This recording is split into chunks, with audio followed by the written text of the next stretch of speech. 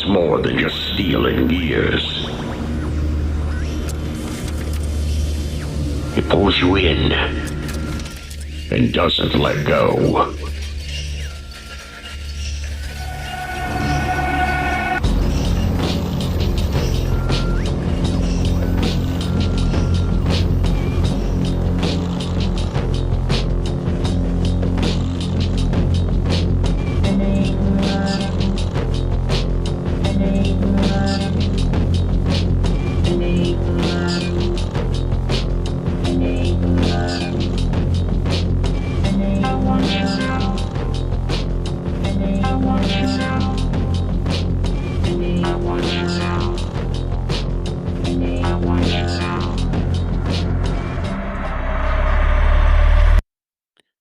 Okay, hello. Welcome back to the Carousel. First Carousel episode in like 2 weeks. Feels like it's been forever since I did one of these.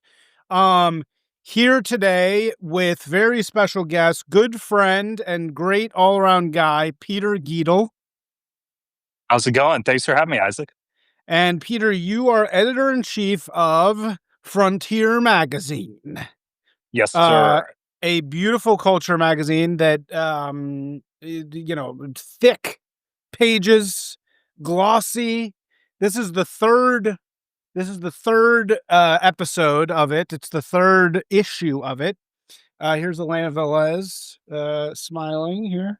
And then yeah. in the past has featured amazing writers like yourself. Yeah, I've been featured in there twice. We have a lot of ads in here. So tell us about the genesis of this. Here's not a tranny, believe it or not, and from the Elena Velez show. So yeah, tell us about here's like a whole thing on Sabo, the street artist. There's always great stuff in here. So tell us, what is Frontier Magazine and how did you come to control it? Frontier Magazine, well, I mean, in some ways it kind of, the genesis early on was maybe Frontier Magazine, which had a publication a few years back.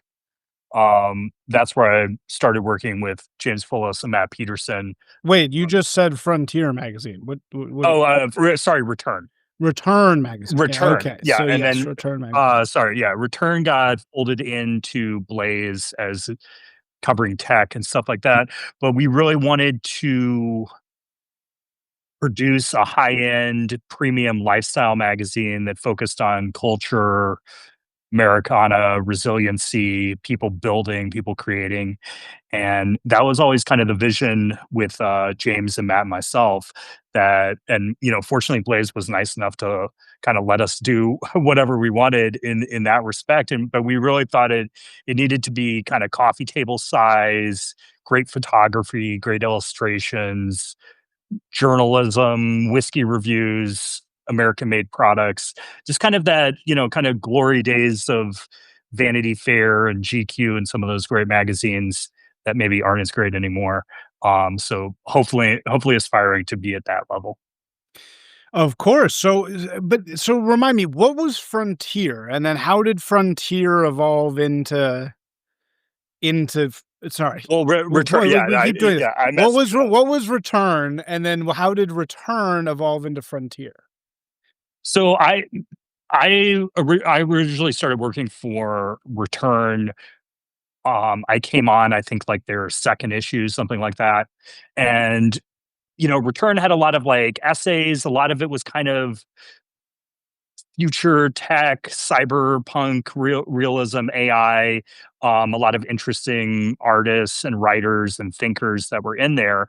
But it was definitely a little bit more of a literary magazine, so to speak. It was heavy on the words. And when we came over to Blaze, we decided that it would be a great opportunity to launch a print magazine. So that's why Return kind of morphed into Frontier from there. Okay, so, but what were you? He's saying we have great Hawaiian shirts on. And he's right. But again, one does not simply walk into the world of big glossy magazines. I mean, this is something that everybody wants. This is thing that everybody dreams of. It's not two effing days that go by before there's yet another anti woke based magazine that's launched in Los Angeles of some type that it inevitably lasts for 18 months and then disappears forever. So, what's different about Frontier? How is this? How does this come to be? I mean, because this takes an amazing amount of resources to build something like this. So, how did you get so lucky to be in charge of something like this? Well, I guess we still have to make it to 18 months, Isaac. So we don't want to get too out of ourselves. But this is different. This is a My different thing. my Yeah. background is in I came out of the print world. I've run like national print magazines before that are in Barnes and Noble, like glossy newsstand stuff. So that's always been my passion and joy. And like magazine writing is my favorite type of writing that exists. And I mean, I honestly thought that I might not be able to work in print again, that era of my life might have passed me by. But then, like I said, once we came over to Blaze and started working on it and started sketching the idea, I mean, it was a ton of legwork, um, a ton of thought into what we wanted it to look like, building on our experience. I mean, a lot of the credit has to go to Miguel Bruckenmeyer too, who's the designer, the creative director of it, and he's from New York and has a ton of experience with all kinds of a bunch of magazines that everyone would know, and a lot of his aesthetic ideas, and then him and I brainstorming, and then he was able to actualize it on the page. So it was a lot of experience, and made by people that really have a passion for great journalism and great photography, and what a magazine can be, which is hopefully not something you just like thumb through and throw out, that it can sit on your coffee table. There's a lot of great articles, a lot of great stuff. I think that everything is so digital in this day and age that having something tactile in your hand really is beneficial. I think people enjoy that, being able to take a break from your phone and actually read something and thumb through it. And that visual storytelling too is such an important part of it, and you get that, I think, so much more in magazines than you do in any other format. So you said you love magazine writing. It's your favorite form of writing. Why is that? I think it I think it exists in this really cool place where it's not a newspaper or like a news blog, but it's not a book, and it's somewhere in between. And ideally, the best forms of it, you can pick it up. I mean, even 20, 30, 50 years later, and it's a really interesting snapshot of a moment in time, and it's still like somewhat evergreen and somewhat readable and somewhat interesting. And I think that that's kind of a rare type of writing that kind of brings in the book side of things with more news, and it's a wonderful amalgamation. I mean, when I was putting this together, I bought probably 100 magazines from 8 different decades, and was trying to read through and steal every like good idea that I could see or design thing. But from Playboy in the 60s to Vanity Fair in the 80s and Life in the 50s. But I think that it is kind of cool that you can pick up, a Vanity Fair from the 80s, and it's really a lot of those articles are even timely, or at least interesting. It's amazing how much Trump is in every magazine, it seems like, in the 80s, either lambasting him or praising him, which is kind of an interesting cultural footnote that I came across researching that. But yeah, that's part of where that passion comes from. Yeah, I also love magazine writing. I'm my whole life I always am the guy who like loves newsstands. I'm one of those guys who just loves a newsstand. Anytime I see a newsstand, that's one of the things that in our modern world I really miss is Mhm. walking up to the newsstand, one of the big newsstands. Amazingly, we have one in Pasadena that's still there right up the street, and it's like such a joy to walk up, or it used to be such a joy to walk up to the magazine and just like go, the rack and go through all the different magazines and see who's writing. And I also agree, my favorite writers through history are all like magazine-ish types of writers, who can do the kind of gonzo unpacking of a real story. I'm a long Mhm. time New Yorker reader. I love the New Yorker. Mhm. It's Yeah. terrible now. It's very sad what's happened to it. But yeah, and you've really structured this like I think the brightest spot of this is, besides the ads, of course, which I love. Here's a Galvanic ad in here, by the way. They're quite good. A message from the fine people at Galvanic. Good morning. We're going to win. Is in here. But beyond the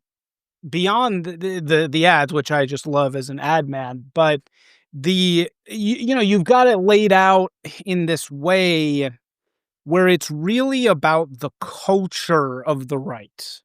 It's Mhm. really like any good magazine, like Vanity Fair or whatever. You've got like a scene picks in the Mhm. beginning, and I love that. I just love that because it's like I always remember opening up Vanity Fair and then you'd see 2 pages of pics from parties, basically, Mhm. that like cool people went to. Even the LA Weekly, I think, had that. There Yeah. was always like a couple pages of party pics. And here's your party pics, and it's all our favorite people. Here's Andrew Beck, Poulos and his wife. It's just really Yeah. cool to like see these. Yeah, here we have Barry Weiss, our best friend, and yeah, so it's just cool to have our scene, which is so how often do people talk constantly about our scene, come alive in this way, to really come alive in the pages of a magazine. It's just so cool to see. Yeah, and I mean, I absolutely, shamelessly stole that, from Vanity Fair, that idea of no, but I think it's like I mean, I grew up in Denver. I don't know if it was the same for you, but you're kinda you have literary tastes or culture aspirations, and, wherever you are, you picked up Vanity Fair, and you could see like, "Oh, there's this scene happening, there's interesting people, thinkers, writers," and I thought that that was really important in this moment to kinda showcase that for the right, Yeah, that, right.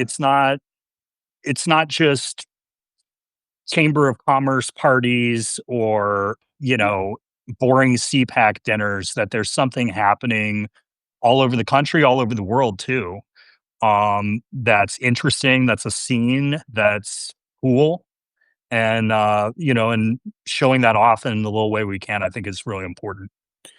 Well, because you yourself are a little bit of a defector from the left, right? Yes, I mean, a long time ago, but, as as you're, wont to do, you're kind of a leftist in college. That was kind of my journey, and it was interesting that in grad school, I was in Switzerland, and that's where I really got introduced to a lot of the critical theory and reading all that, and I was like, "Well, I don't know what I am, but I'm definitely not whatever this is and whatever this is proposing," and so kind of there was my political and intellectual journey of, turning much more right wing. So how did that begin? Um, probably a little bit Alex Jones. I remember that was Oh, kinda one of the really? yeah, I Wow, you started don't reading hear that too. yeah, getting a little InfoWars.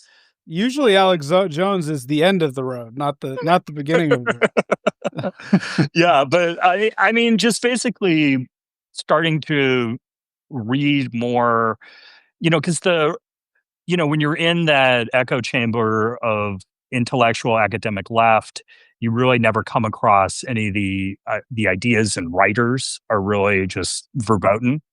And so it was kind of on my own, just kind of a journey of self discovery of reading people and then, realizing like some of my favorite writers like Tom Wolfe, like, oh yeah, this guy actually wasn't a leftist, and you just kind of always assume. And some of those writers that you enjoy actually a lot kind of weren't the status quo left wing that we see now. But yeah, just read. I mean, I'm trying to think off the top of my head some of the writers that really influenced me on that path. But um, yeah, it was a journey, and then got really excited when Trump ran in 2015. Oh, really? So you were Trump 20, you were all in already. Oh yeah, yeah, definitely. So how did you Uh, come to that decision? I think, I mean, like a lot of people, I was pretty disgusted with politics, disgusted with the status quo. I mean, I'm a person who is much more comfortable having a Negroni in Milan than having a beer in Iowa at the county fair. Um, However, my sentiments very much I was always, even when I was left wing, it really kind of angered me of how much like outward hatred there was for the working class Mhm. and blue collar Americans. And it always like struck me as kind of disgusting. Mhm. Um, and then so when he came onto the scene and with that populist message, it really resonated with where my politics were heading and what I believed.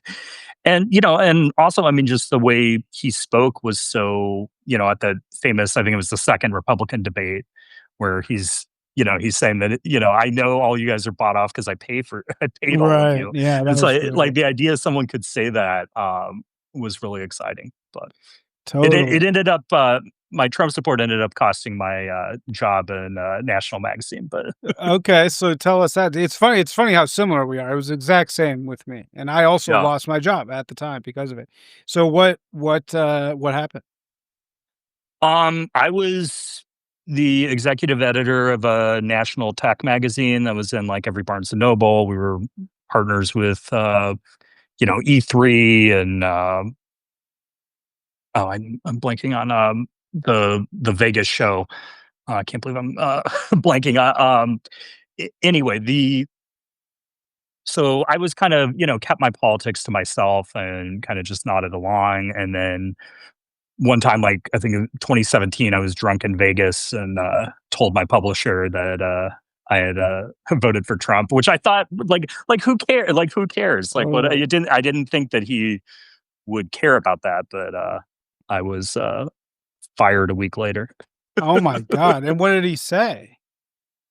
Um, well, I mean, he said at the time that he's like, "I just don't know if I could work with someone who believes like that." And then, Wow. it's like, "Oh, we're just gonna go in a different direction," and, but It's it's crazy how similar that was to my thing. It was almost identical. right, and you Yeah, you were at an yeah. ad agency, right? Is that Yeah, I was at an ad agency and like a dream job, and it was the same thing. It was, yes, I got sort of wind of people saying, or a guy said to me, like, "Yeah, that Trump supporter doesn't belong here." And then, yeah, like 3 weeks later, it was, or 2 weeks later even, it was just like, "Oh, yeah, sorry, we're laying you off." And I was the only one who got laid off. And, I was like, "All right." I was so pissed, at that time, but in the end of the day, it was a good thing. But it is amazing. I mean, it's definitely amazing how damaging, I mean, just how damaged white guys who just dared to, like, think for themselves were in this period. For a straight, I guess it hasn't been a decade, but, yeah, basically a decade. If you were a white guy who didn't shut up, Mhm. or totally toe the line of being a communist, essentially, you were, targeted. I mean, you were basically screwed. You were not gonna make it anywhere, because you were just gonna get, totally outgrouped the second you did anything, you know? Yeah. And it's kind of unbelievable. I mean, it's sort of amazing that that happened, and especially in America, it's, like, crazy that, and that's gonna be something that is looked back on always as this period of, great shame, I think. Was that hard for you to, like, work through, like, when that happened, or was did you have a lot of anger around it, or I'm a different case because from I'm like again, I'm so incapable of like working for other people that I was never gonna make it. It was never gonna Mhm. be work out for me in the mainstream anyway. I would have gotten a lot further and I would have been treated much better, and I would have, yeah, I would have had a much more kind of nicely contentious relationship with the mainstream, right? It would have been like, oh, Isaac's an asshole, but let's bring him in for this, like no big deal, blah blah blah. That's how it was when I worked at the DA in New York. That was my first real job out of college. That's how it was. Because it was still, this was 2007. It was still completely male dominated. It was, Mhm. it was like a kind of a good old boys club. And everybody was like, ah, Isaac, don't listen don't worry about him. It was all fun. Everybody loved, we loved each other. It was all like fun love. I ultimately would have gone and done my own thing anyway, right? Mhm. But it would have been much less toxic and scary and fucked up. Whereas when I actually started getting fired from stuff, it was always by HR and it was always for creepy political reasons, people like tracking what I was doing. I remember I worked at 72 and Sunny, this great advertising firm. And um I started getting into it with one of my bosses who was a woman, and she set up a mirror on her desk. Our desks were like back to back, right? So it's like my back was to her back in like a big bullpen. And one day I noticed that she brought a mirror in and she put the mirror right on her desk so she could see into the mirror onto my screen. So she could like see what I was typing. And I looked back and she kept like adjusting the mirror and shit. And I was like, what the fuck? And I like, but when you're a young guy, at least until now, when now like there's people like us who write about this stuff and talk about it openly. So people have like the concept of what's going on. Back then, you didn't know. It wasn't super clear. It wasn't like obvious I am now being discriminated against. That wasn't like obviously what was happening. Now I know it was, Right. but it wasn't like, oh yeah, you're a white straight guy. You can't fucking say these things. You're not allowed to. You can't like have an opinion. Like if you're at the bottom of the food chain. So again, I was gonna end up here no matter what. This was always what was gonna happen, and so, but it was a lot more torment and pain and starting from scratch and total Mhm. alienation. I mean, total alienation. You know what I mean? Like, I would have still had a lot of connections in the mainstream. Like, dude, I mean, it's amazing that I even have a business at all. I don't have any connections to any of my old agencies Mhm. besides good friends I made at those places. But I have no official, after I came out shamelessly for Trump in 2020. Yeah, I think that was 2020. I lost all that. I used Mhm. to get every day. I used to wake up to, not every day, but I used to wake up to opportunities that would come from the mainstream. They would be like, "Oh, we saw your portfolio. Do you want to go work for some big, want to freelance for a few months for us?" Those after 2020, like literally zero, like a Mhm. faucet off. I don't know how that happened. I'm probably on some lists, but I don't know how that fucking happened because I had a good portfolio. I had a really good portfolio. I got all jobs my whole life from my portfolio, and then suddenly gone. Like the great agency I worked for. I wish I had a good relationship with them, but it's like, oh, it's like awkward. Like Mhm. like he went, like he went to the dark side. Like we can't speak to him anymore. Like that's because he went over there. The I mean, I long think arm the long arm of the longhouse strikes again. yeah, dude. I don't know if you experienced that. I mean, what about you? Like when you got fired, was it a really huge blow or how did you deal with it? Oh, yeah, I it was really hard because I had, you know, I mean, I was probably, like, 29 at the time running a national magazine as the executive editor. I'd done a bunch of stuff that had, you know, exploded sales, and we had, like, Scarlett Johansson on the cover and interviewing her and, like, doing all this, taking an interesting direction. And I mean, I was working 70 to 90 hours a week on it. It was like my Did you life, meet my pa Scarlett? Did you meet Scarlett Johansson? just over the phone. Ah. So it was really hard at the time. I really kind of struggled with it, and ended up running like some food magazine for a while, and then started a content creation business before I ended up going to work with these guys. But yeah, it's really I think it was incredibly radicalizing too, because I guess I just extremely naively assumed, well, it's not that big a deal. Like, what, Right. you vote for this person, I vote for this person. Like, we could talk about it over drinks. Like, like at the end of the day, who really cares? And obviously, that was very stupid to think, So but that why was do kind you of my. think that happened? Why do you think this happened in America? Because you're right. We all, you and I, it's actually remarkable how similar we are. We both went into this thinking, yeah, okay, whatever. What does it really mean in 2016? Who cares who we vote for? So how did it happen? How do you think that this happened?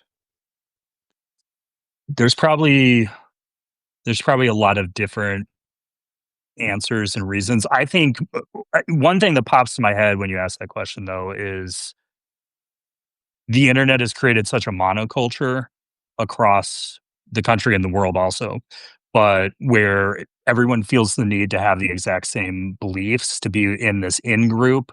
That, I mean, that's kind of a common human characteristic. But that would, you would have, regional identities, or state or city or community or church or synagogue, whatever. And all of those institutions have kind of been destroyed. So there's basically just like sports and politics are people's religions now almost. And Mhm. that's their central identity. I think that, I'm sure that's not the only reason, but I think that is a factor at play that then makes it such higher stakes of like, can you believe this guy is part of the out group, an enemy, that he doesn't, believe, with the doctrinaire opinions, that it's really like dangerous and off-putting on like a spiritual level almost, I think, for the left to encounter people that don't agree with them.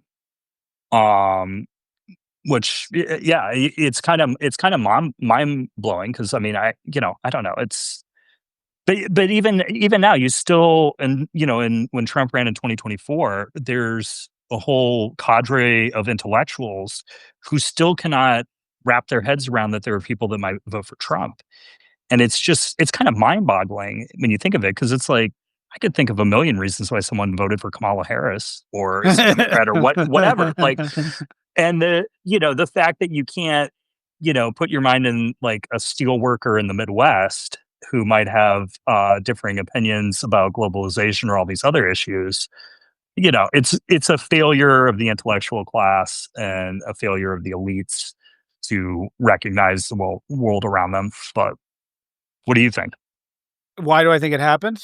Yeah. I mean, I think, as I've said, I think it was a demographic thing. I think we did feminism for 50 years, and we reached a point where, particularly in the media, the not just because it's women, but because we did DEI for 50 years, right? We did this experiment in civil rights.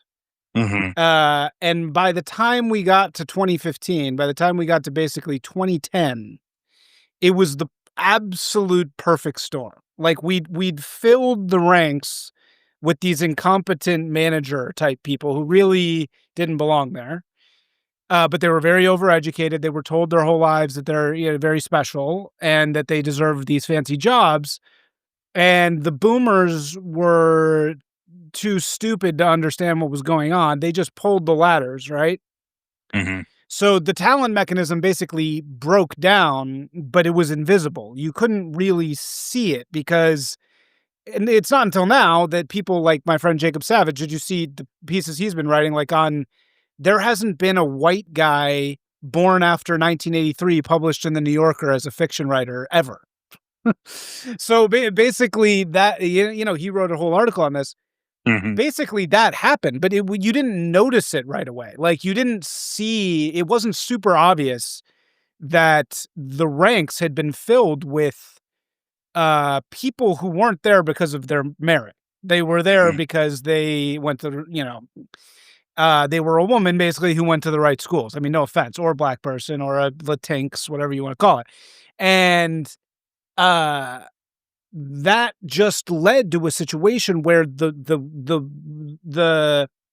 the regime needed to pivot, right? The regime itself was relying on its managers to pivot Mhm. it. That's how that goes. But it couldn't pivot because the people that it had put in place in these managerial roles were too sclerotic. This is what we refer to as HR. This is HR. Like that's the managerial level that had become too sclerotic and too incapable of imagining change to shift. So basically culture split in half, and you had that whole layer of the people who basically run culture defected from what they were supposed to be doing, and then instead they tried to force culture to go to a place that it didn't want to go, because as we all saw, the Rust Belt was destroyed, right? Like, there was such a trauma. The nation had undergone such an insane trauma, which was the total gutting of the manufacturing class to the point where Mhm. the Midwest looks like a bomb zone. Mhm. That was gonna get paid back. That was always gonna, that was something was gonna happen with that. It wasn't just gonna sit there and everybody was just gonna forget about it. So, what Trump represented was that group fighting back. And instead of being able to tangle with that, the managerial class closed ranks and basically treated Trump like they treated you and me, and said, "No, fuck you, get out." Like, you're not getting in here. They're going, no, no, no, no, no. We're not going to listen, and that obviously didn't work. It was luckily America's still democratic and meritocratic, whatever you want to call it, enough that the shift was still able to occur. And that's pretty much, it was just delayed by about a decade, I think, 15 years or so. You and actually, I really don't. I'm curious about your thoughts. I don't know if I have a definite opinion.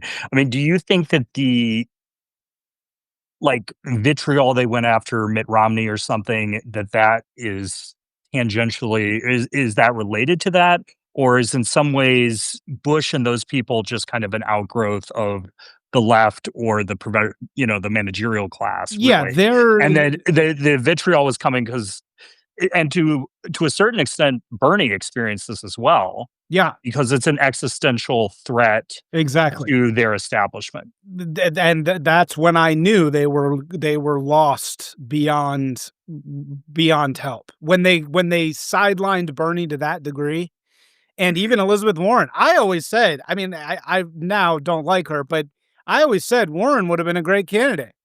They should have made it Warren. She could have reconciled some of these things, because if they'd made it Warren, that would have at least been a bone to the working common white guy. That would have at least been some kind of acknowledgement that there had been a fuck up. But the fact that they completely pushed them aside, that told me this is not this is they're not going to survive this. But yeah, in terms of who are Bush, so the Yarvin example, the example that anybody uses these days, is that they're the outer party. They're the hecklers Mhm. vote. We've talked about this. They're the hecklers vote. They're not real opposition. They're sort of fake opposition. I don't know if I totally buy that. I don't think it's like all a theater and it's a complete BS. Um, but I do think that, yes, the regime is basically one thing, Mhm. and I think it can shift and it can pivot. But again, like, I think a lot of people would say that Trump a lot of people say Trump was the only true outsider. And that's why the regime had a complete panic attack, because it was like, he wasn't a Bush, he wasn't a Romney, he wasn't actually of the regime. He really was a class defector. I actually don't think that's true.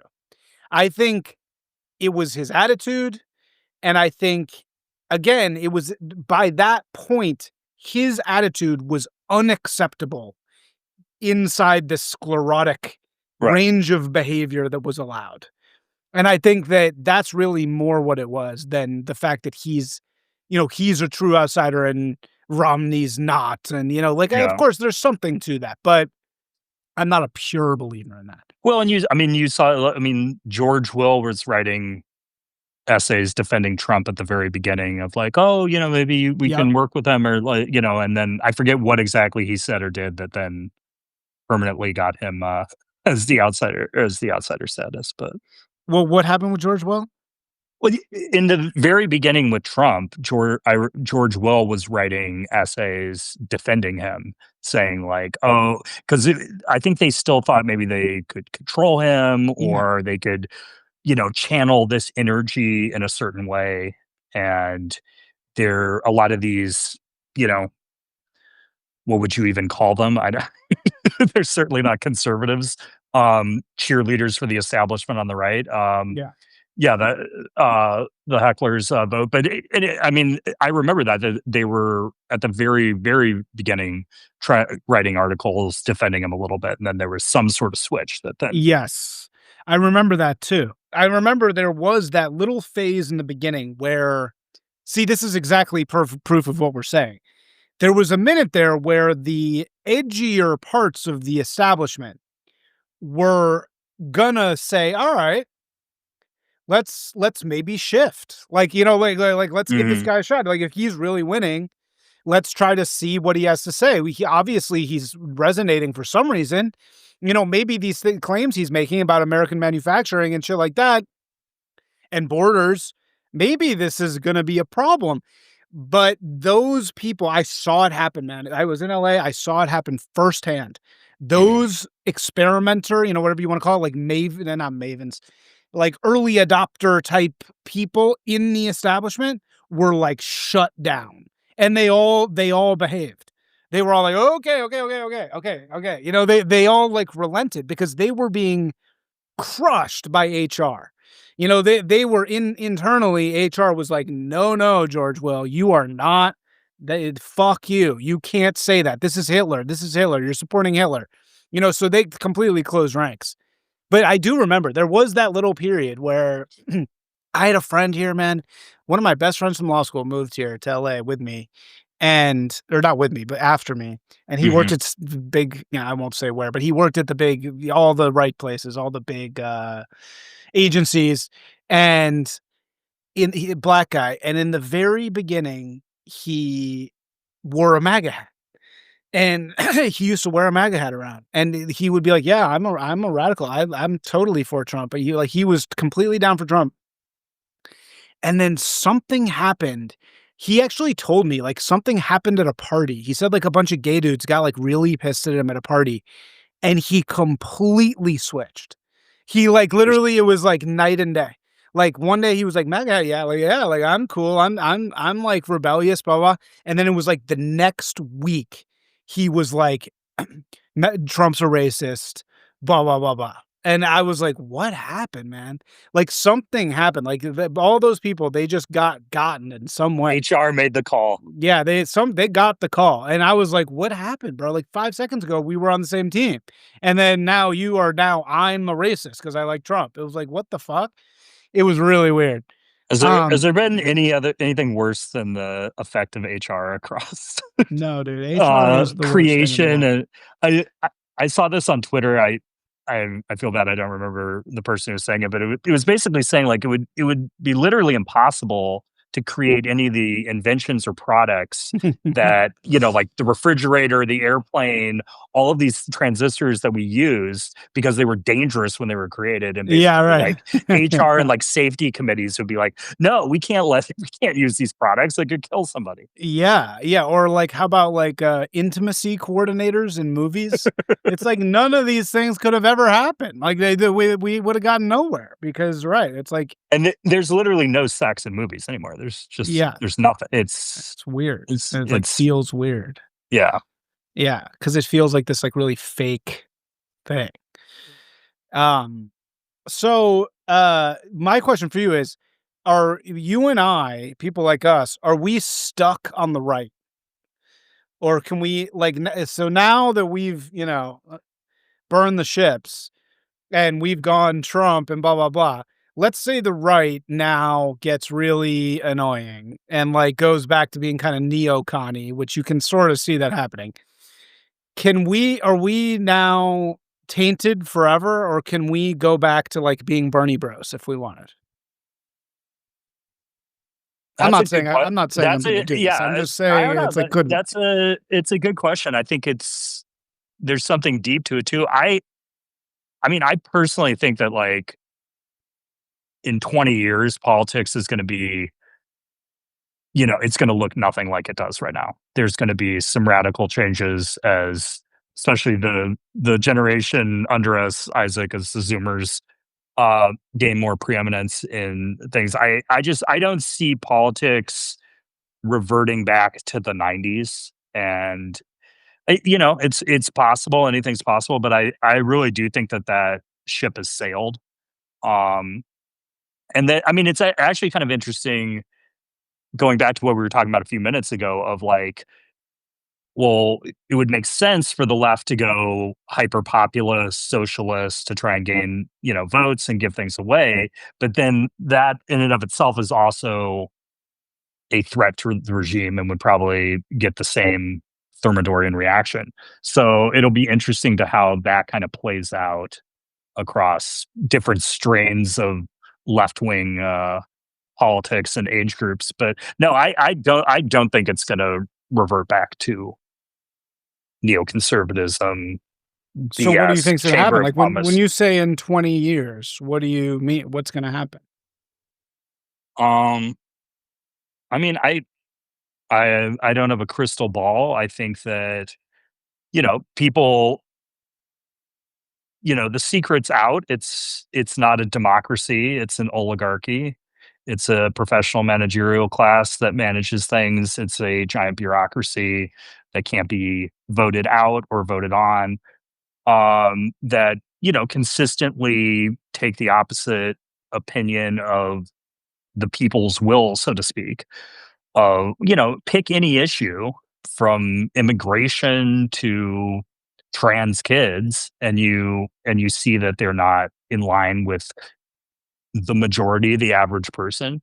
And I think that that's so out there and in the discourse that I think that that's going to get harder to hide and harder to maintain that illusion. And that as people become more and more disillusioned with democracy and realizing that their voice really doesn't matter in many ways, not completely, but in many ways. Unfortunately, I think that probably results in more radicalism on both sides. Okay. So where does that lead us? Like, where are we going to go? I mean, it's hard. I'm not a I'm not a prognosticator. I don't know. I mean, you know, a new FDR type figure, maybe something like that. Hmm. Interesting. New FDR. Well, the economy is going to have to collapse at some point, because it's been just going for so long. It can't just go up forever. Something's going to have to Everyone happen. says that, but then I don't know. It keeps going. It keeps I know. it's just doom and gloom and like I'm trying as much as I can to like not care about things that are completely outside my Yeah, purview, but also that are gonna take place like 50 years from now. sure. I wrote about it in that Japan piece briefly that I wrote of, that everyone's like scared to death of societal collapse, of people aren't having enough babies. And it's like, yeah, I don't know. You're telling me in 50 years I need to be worried that everyone's gonna die? Like, okay, sure. Right. That if there's 100 million Japanese instead of 125 million, that means it's the end of Japan. Okay, maybe. It's just shit that I'm not Yeah. gonna Yeah. worry It's about. like, how about we deal with that problem when we get there? Yeah, That's and what I just saw a thing on Instagram that was like really effective people spend most of their time thinking about what they need to do in the next 18 hours and like spending basically zero time thinking what they need to do after that. yeah, Like, apparently, like, Elon Musk and Steve Jobs just think about the next 18 hours, that's it. And they're just totally locked into that. Yeah, that's, kinda how I feel. It's humanity. It's like, "Alright, if the." It's an outgrowth when you don't have a ton of power, I think, is to get, like, really caught up in, global warming, and I'm really concerned about these just very abstract things, and it's like, well, you probably could, like, be concerned about something that's happening in your community and, like, do your volunteer time to help that, but Right. that that would require going outside the house or something, but Well, yeah, it is weird. It's like, yeah, why are people addicted to this, like, this abstract helping? I think it's because it's easy. It's like you don't Mhm. actually have to actually help anybody. You just have to have the intention to help somebody. And so therefore it's like, "Oh, well, I have good intentions and I'm signaling my good intentions. I've done what I need to do and that's it." I don't need to like do anything else kind of. Well, yeah, it's become kind of a trite cliche at this point of like, left wing has morphed into a religion, but there definitely are aspects of it of this like moral purity of like, oh, I'm doing something that echoes my moral goodness to everyone around me. Like, are you actually doing anything? Probably not. But the whole point is like making absolution or buying indulgences, I suppose, through George Floyd. Did Floyd indulgences. All right. So what's give me some hits from the magazine. What have you liked publishing so far for in Frontier? Um, that's a good question. I think some of my we had a piece from this writer Mike Mercury about his travels through Syria, where he did this Gonzo piece of Oh journalism, where yeah. he's just kind of like wandering around and embedding with ISIS during the fall of Yeah. Assad in Syria, which is just a great like old school form of journalism that you don't find as much anymore because that people aren't doing. I felt pretty proud about publishing that, going out there. Um, you know, I have to give kudos to your Phoenix piece was pretty great about where MAGA is heading and what happens when the dog catches the car and people actually have power. Does anything change in culture when the hula? I'm probably paraphrasing too much of what The that was, American but kulak, that became a thing yeah, afterwards. yeah, It was so funny because that's like, when you're a writer and you have some total throwaway thing that you just and then that becomes the thing everybody wants to talk to you about. That was totally American kulak. Yeah, I worked so hard on that piece, man. That was like I really was like giving it my all on that one. And it's funny because it's like, yeah, it was that one little I should have just focused all on American kulaks because that's what people really, wanted to talk about. But you yeah, should that have was had a a good better one. you should have had a better editor that noticed that, but uh so no, that was a fun piece to work on. I thought there was a Well, lot of wait, yeah, so interesting hold on. This Mike I know Mike Mercury, well, yeah. and we all know who he is. And I've read this piece, and it is so good. It's really so good. This is the one in here that has the piece about like, the image I remember from this, it's called Syria's Bloody Crescent.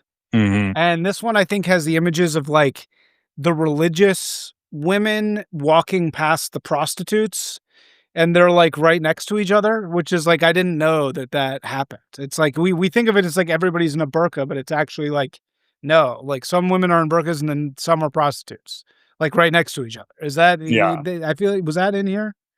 Um, I think I may not have included that image Oh, actually, sorry. unfortunately, but, he sent that over, but that was a great image.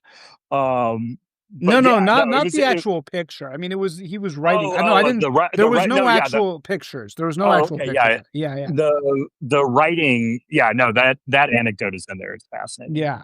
Yeah, yeah, yeah. But, we got, Charlie LaDuff to write about being Oh, a nice.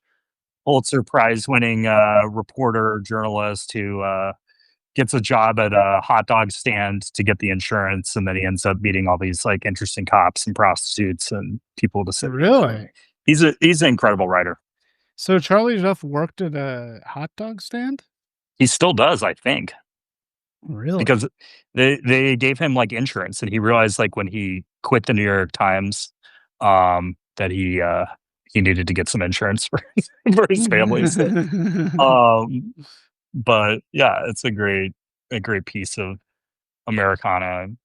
So does each issue have a theme? This one has boats on it. No, we don't excuse me, we don't each issue doesn't have a theme. We wanted to go with something that was evoked summer and outdoors, um, and then we also realized that we probably couldn't put a masked jihadi on the cover. That might not be the right times for Mike did have some cool images of that. Yeah, it was, we really don't have a theme. It's more we have sections where, there's kinda lighter stuff up front. There's kinda hard-hitting journalism, photo essays. We have a kinda Maha faith and family section of, like this issue just has there's like, an article about like the best, off the beaten path national parks that you can take your family. So there's stuff like Oh, that. cool. So and then we're doing each issue, at least for a while, like a small section about a state. So this one was about Michigan. And we had some great Michigan writers like O.W. Root and Charlie LaDuff and Blaze's own Dave Landau writing a tongue-in-cheek defense of Kwame Kilpatrick. Oh, I see. Okay, so there is like a state, a part sort of vaguely about a state. Yeah, we did like a Michigan one. This one we're gonna do Tennessee next issue. Oh, cool. All right. Very nice. So there's a state focus. That's cool. Yeah, just in a small section. But yeah, so there really isn't a each issue has a theme. It's more just kind of sections that we hit and cover and go about it that way. So you had a great piece, a couple, I think in the first one about Chris Rufo. Thank you. So yeah, that was a really good one, man. And it was I first it's this is again like why this is so needed. It's like Chris Rufo for some reason like has not been profiled really. At least Hmm. well, at least in anywhere that I've seen and at least like fairly. So yours was like a fair profile of Rufo. So what did you learn about Rufo? How did you write that? Um, well, and I mean, part of this too gets back a little bit of why I think magazines are great, and when you have an opportunity like this of like go out and spend an entire day with Chris Rufo, I think it's Yeah. so much more beneficial than if you were writing some short article for the internet and maybe he sends you some email answers or you talk on the phone for an hour. Yeah. um Spending the day with him in his office, going to his favorite bar for lunch, seeing where he lives, you really get a whole different kind of sense of the man and who he is. And I mean, Rufo's a fascinating character. I think he's interesting. If he, came out, he was a documentary filmmaker. Some of his documentaries are actually like excellent. And then that kind of led him to his political awakening, that lined up more populist and, has led into his journalism. And I mean, it was interesting though, his team is, oh, I'm sorry. What? Oh, What happened? sorry about that. It's a very like bare bones small team that he created. He's able to do all this like journalism and do all these things from. It's not that I was anticipating it was like this big operation. But it's really just kind of Rufo the man who goes after things that he thinks are interesting or worthwhile or worth uncovering and worth pursuing. um but it was a fun article to write. And so what was the genesis? Because he was kind of like a Bourdainish type guy, Yeah, right? Like yeah. that was kinda seemed like what he was going for, and he was kinda, Bourdainish, and then he had this flip. So why did he flip? Do we remember? Do you remember? The story that he told me was he did this, I've seen it, and I feel bad I'm spacing on the name of it, but it was a documentary about these 4 cities in America that have just, gotten their hearts wrenched out and everything's been offshored, and it was like Oakland, California, Youngstown, Ohio, um, 2 other places, maybe somewhere in Tennessee, and it was like a really long it took it was years in the making.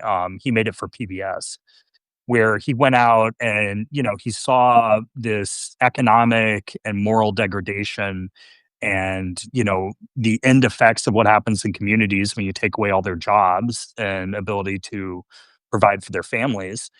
And, at the end of it, it wasn't a, appeal for more government funding or after school programs. It was basically that, people have to um find a moral center and find, religion or something in their life. And I forget, I don't think I asked him this, but I got the sense that it really radicalized him too, in terms of populism and what had happened to these communities across the country. I see. So he also right, right. He had, like, seen it and then he tried to right, he, like, tried to highlight it or something and then realized that he was, like, getting shut down and he was like, "Screw this," right? Yeah, something like Yeah, that. and I mean, he said like he basically had a political transformation in the middle of filming it. That he realized that he wanted to do something else that more aligned with his politics and beliefs. So, and then what makes him such an effective organizer? Because he's really not a artist. He's an organizer, right? I mean, or whatever you call it, whatever that is. I mean, I Uh, think he's an artist in a way. At least he was at the beginning of his career. I think sure, he brings some of right. that like flair Yeah, I think into his stuff. that was the biggest that was why these profiles are so great like seeing that and um like just understanding that he was an artist. That was what he wanted to do. Like that made Mhm. me understand Chris Rufo so much more. Cause I was like, oh, okay. Now I like get this guy. Like now I can like see what's driving him. But what makes him so effective? Like how did he get so good at what he does? I think he's an extremely effective communicator. I think his book, and I think I said that in the article. It's not particularly original. Like people have written that book before. I think of like the long march to the institutions, of how the left captured the academic institutions and the downstream effects of that. I mean, people have been writing about that for a while. I think that it came out in a real like moment where people were really noticing that, and he was extremely effective at explaining that in the book of like the genesis, talking about postmodern critical theories in a way that anyone could understand, and like then the effect that it has on why their kids are coming back Yeah, with well, it's these, the march. It's the yeah, march through the institutions, right? yeah. But then The I book think was okay. It was yeah, but let's be honest, not a great book. It really, if you want to do that same book, you got to read the best of the best political whining book I've ever read is Age of Entitlement, and that's really it's the same thing. It's basically the same book, except he really goes much deeper yeah, into the educational and the all the weather underground and blah blah blah. But right. it's sort of shockingly academic. It's even more academic than Age of Entitlement, Rufo's book. But yeah, Yeah, yeah, yeah.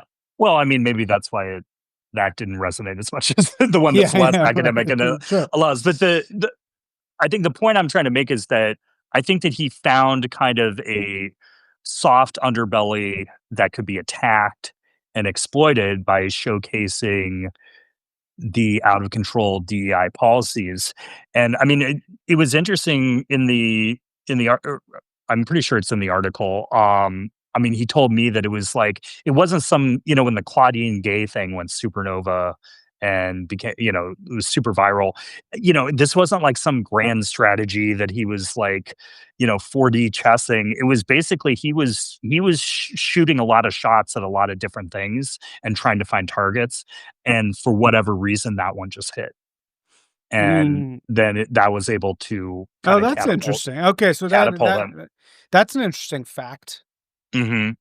I didn't Yeah, realize that that. I had assumed like he had some like grand Yeah. strategy to make it go, but I mean, he said he was kind of taking shots at similar people that were doing similar things, and for whatever reason, that one just hit.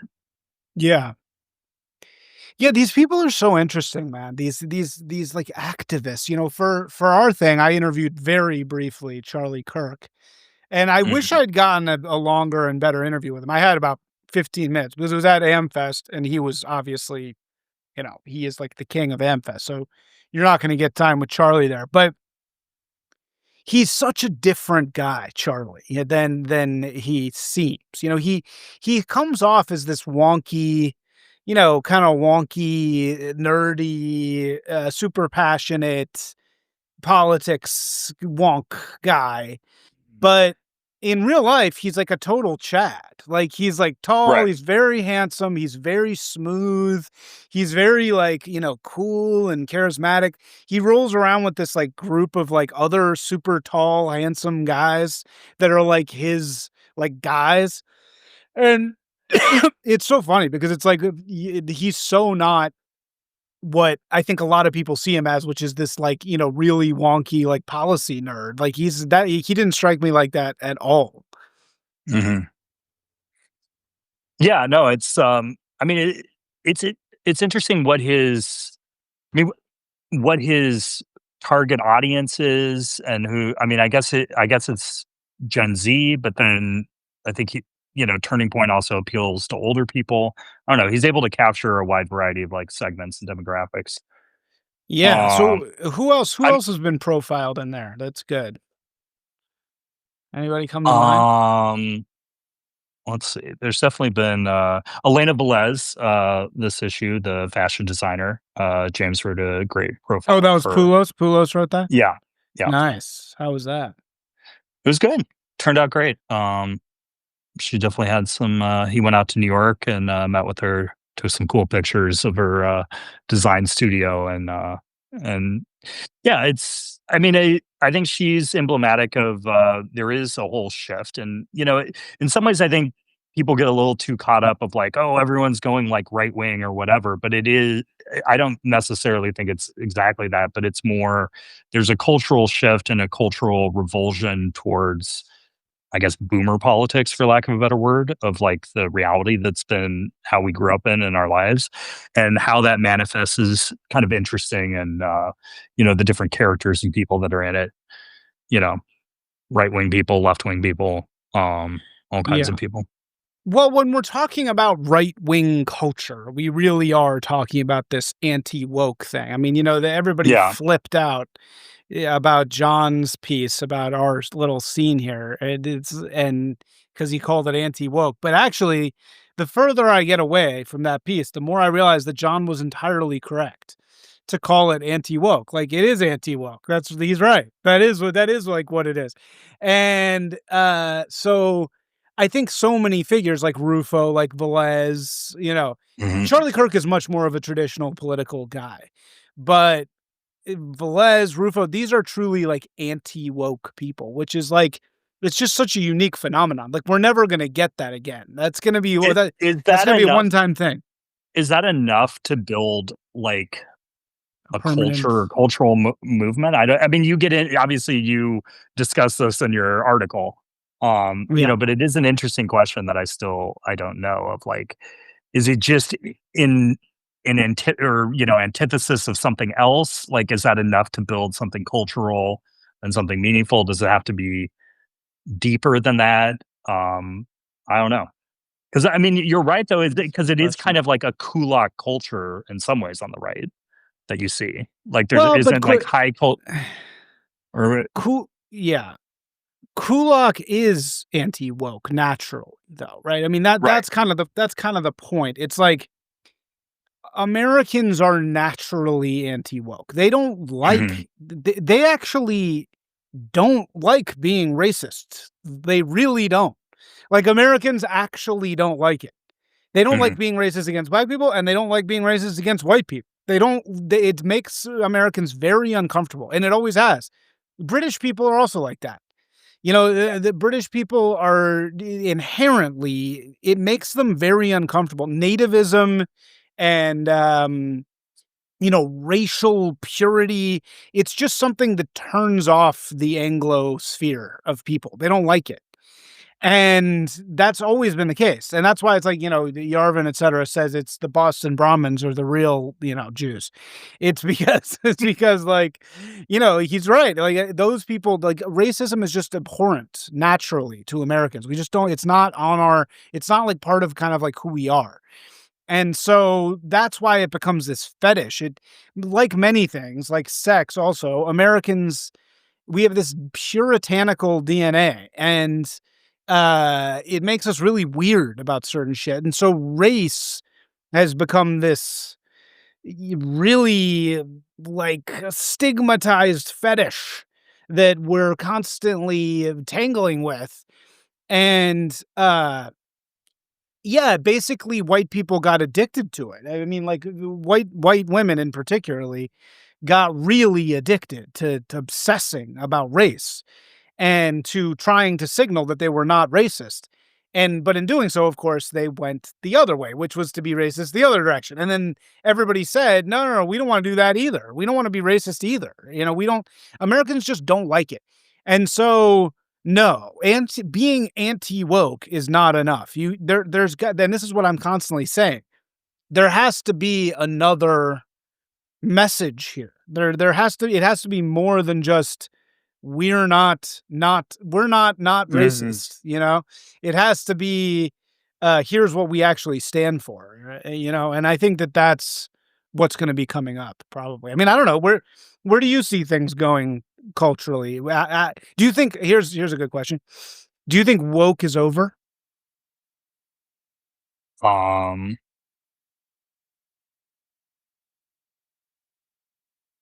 yeah, kind of. I don't know. I mean, it depends. To me, also, like, these terms are so nebulous and, like, shift so much in the cultural milieu of, like, what they even mean of, like, woke right and woke left and, like, all the like, I think that the Robin if you're kind of thinking of woke of, like, the Robin DiAngelo, like, cringe-inducing HR lady, I think that that is leaving. I think there's still a lot of, cultural power left in that, but it just doesn't seem to have Yeah. people just don't care about it and also intrinsically find it. I think Yarvin had this line in one of his books of like, are you going to adopt the politics of your 55-year-old wine aunt? Like at some point, like people are going to be like, yeah, I don't know. It's just intrinsically uncool. So yeah, if you're defining woke as kind of that apex that we lived through and suffered under Yeah.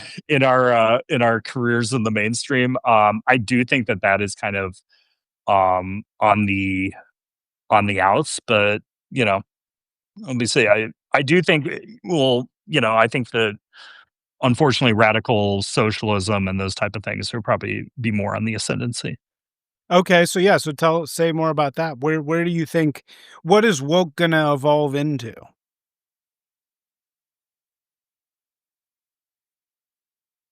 Well, I mean, if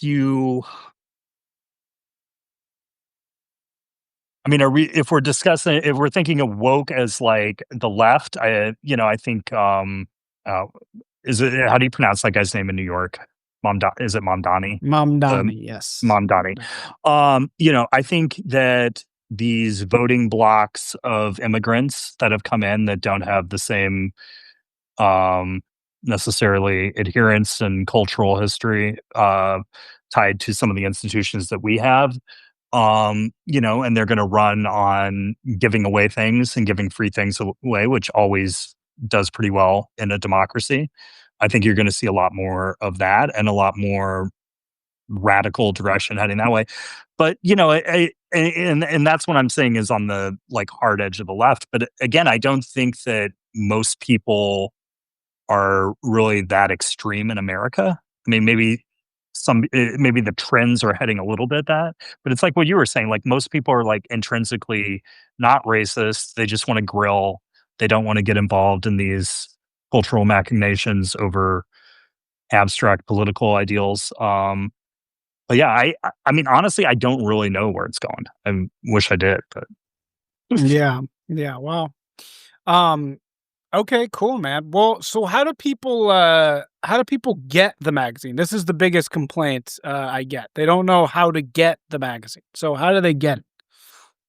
yeah, it's a little, difficult. You can go to, blaze.com and, uh, let me see. I should actually know the sorry, I don't know the URL off the top of my head. Sorry. Okay. Theblaze.com/frontier. You can subscribe there and, get the magazine. We got some, great stuff coming out for issue 4. Wait, Really can you excited. just do just the magazine now or no? It's the Blaze Unlimited subscription. Yeah, so you gotta get the Blaze. So yeah, let's just say what it is. You gotta get Yeah. the Blaze Unlimited subscription, Yes. right? And you get access to, Frontier Magazine. Wait, Blaze, what is Blaze? Theblaze.com? Blaze.com. Theblaze.com/, Yeah, so Frontier. it's like there's other stuff that you're getting when you do this, right? That's kind of the thing. Yeah. Some, Yeah. in Blaze TV and in, IRL events and, things like that. Got it. Okay, right. Very cool. But, Very cool. yeah, we got some good, stories coming out in the next issue. I'm really excited about it. Yeah, what kind of stuff? Tell us what you got. Well, we're trying to, I don't know how much I can say, but, trying to work with, Mike Mercury to send him to some other, extremely dangerous, foreign locale for another one of those stories. So we're gonna see we're gonna see how that goes. Um, when he made the pitch, I was like, "I'm really concerned you might actually die doing that." He's like, "No, it's fine, man. Don't worry And about it." well, that's his whole thing. He wants to be there's a certain type of guy who wants to just be in the war zone as a reporter. You know, that's like a certain type. Yeah. Um, Yeah, we got yeah. hopefully, Charlie LaDuff is gonna write for us again. We're excited about that, something longer form, kinda, utilize his talents, incredible writer. Actually, John McDermott is, writing about the Grateful Dead for us. Oh, the Grateful Dead. What's gonna be what Yeah. about the Grateful Dead? What about the Grateful Dead? He had, like, a great pitch about, he went and saw their last show in, San Francisco this weekend, and, Oh. I don't wanna give away too much, but, he's had this relationship with his father and then seeing the Dead and then kind of this quintessential American band that's, like, hippie, but then also very crass capitalist at the same time, and that dichotomy. It was interesting Wait, the how he Grateful Dead are crass capitalists? Oh, yeah, you didn't know? Why well, how are they crass capitalists? I mean, they're like every single way they can monetize their fan base, they've been very, into that, Oh, I see, right. Well, you know? there's that great lyric from Don Henley's Boys of Summer where he goes, "Saw a deadhead stick around a Cadillac. We can't go back. We can never go back." And that's one of my favorite, like, anti-boomer, lines of all time because he's saying, like, they sold out, it's like, "We sold Yeah. out." And I guess that is true of the Dead. Yeah, Um, yeah. it always reminds me of the, no one's more, like, working class than Bruce Springsteen, and, Yeah. he's also one of these people that tries to retch every dollar, and then I saw that he bought a $120 million house in LA at Oh one my point. I was like, "Wow, that a true man of the people." Well, So in a way, if though, there's I might get hate if there's Springsteen fans in your I mean, if audience we're 'cause talking about people being a sorry, go ahead. No, no, no, no. No, if we're talking about being an American kulak, um, you know, that is the most American thing. You know what I mean? Because or sorry, that is the most kulak thing because it's like your new money, right? It's like Mhm. being new money. That's Trump is so new money in his vibes. That's why he really appeals to culottes, because it's like they're like, oh well, that's what I would have a gold ceiling also if like it's very new money. No, just Uh, like the yeah, idea of what a millionaire would be in the right, eyes of someone who exactly. It's wasn't a like, million. Like, yeah, yeah, yeah, you'd make your toilet made out of gold, gold. Like, right? why Yeah, wouldn't you? exactly. Why wouldn't you? Like, Yeah, that's yeah, what I would do. yeah, yeah, exactly. And so that's why he is actually very appealing to that group. Um, Anyway, all right, man. Well, we will send everybody to the place to find you. Anything else you want to say or shill before we get out of here? No, subscribe to Frontier. We'll have to get you. I'll have to entice you to write something great for Frontier again at some point. You have Yeah, to no, let us I'm know. down, man. I know you're busy, man, but I'm down. Well, yeah, I have been very, very busy recently, but um, yeah, what a, God, I haven't written that anything in so that long. El Segundo piece was so great too. Well, that one was a That's better like, actually. Yeah, that was good.